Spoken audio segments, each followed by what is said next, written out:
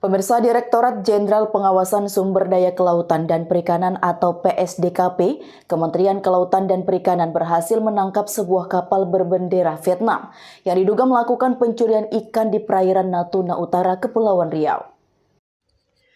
Direktorat Jenderal Pengawasan Sumber Daya Kelautan dan Perikanan atau PSDKP, Kementerian Kelautan dan Perikanan berhasil menangkap sebuah kapal berbendera Vietnam yang diduga melakukan pencurian ikan di perairan Natuna Utara, Kepulauan Riau. Kapal tersebut terlibat dalam praktik perikanan ilegal dan penggunaan jaring trol yang merusak ekosistem laut. Pada Selasa kemarin, Direktur Jenderal PSDKP Pung Nugroho Saksono yang sering disapa Ipung mengungkapkan bahwa timnya telah menangkap kapal ikan asing berbendera Vietnam yang melanggar hukum di perairan Indonesia. Penangkapan ini berlangsung di pangkalan PSDKP Batam, Kepulauan Riau, dan merupakan bagian dari upaya berkelanjutan untuk melindungi kelautan dan perairan NKRI dari kegiatan perikanan ilegal. Kapal yang ditangkap berukuran 120 gross tonnage atau GT dan mengangkut 9 orang kru termasuk nahkoda. Kapal tersebut terbukti melakukan pencurian ikan di perairan Natuna Utara dan menggunakan jaring trol alat tangkap yang dilarang karena dapat merusak ekosistem laut secara signifikan. Hasil tangkapan ikan curian yang ditemukan di kapal mencapai sekitar 1 ton ikan pelagis, jenis ikan permukiman yang sering menjadi target utama pencurian. Ipung menegaskan bahwa penegak hukum yang dilakukan oleh PSDKP menunjukkan komitmen dan konsistensi dalam menjaga kelautan perairan Indonesia.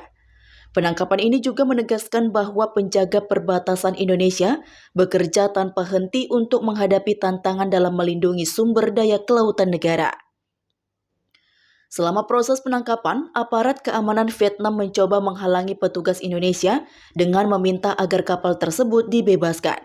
Meskipun ada upaya dari pihak Vietnam untuk mengintervensi, penegakan hukum tetap dilakukan berdasarkan arahan Menteri Kelautan dan Perikanan.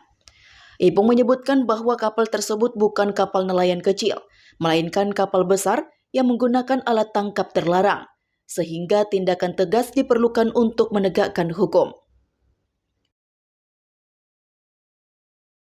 Modusnya mencurikan. Jadi mereka hit and run, ngambil di peran kita malam, mungkin paginya sudah masuk peran mereka, dipindahkan ikan ke kapal angkutnya mereka. Kapal angkut mereka nggak pernah masuk ke kita pasti kita hit. Praktik pencurian ikan yang dilakukan oleh kapal Vietnam diperkirakan merugikan negara sekitar 100 miliar rupiah. Kerugian ini meliputi dampak terhadap stok ikan lokal, serta kerusakan yang ditimbulkan oleh penggunaan jaring trol.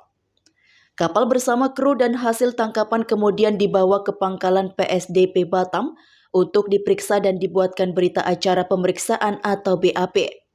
Proses hukum akan dilanjutkan sesuai dengan peraturan yang berlaku untuk memastikan pelanggaran diadili dengan adil. Tim Liputan BITV melaporkan.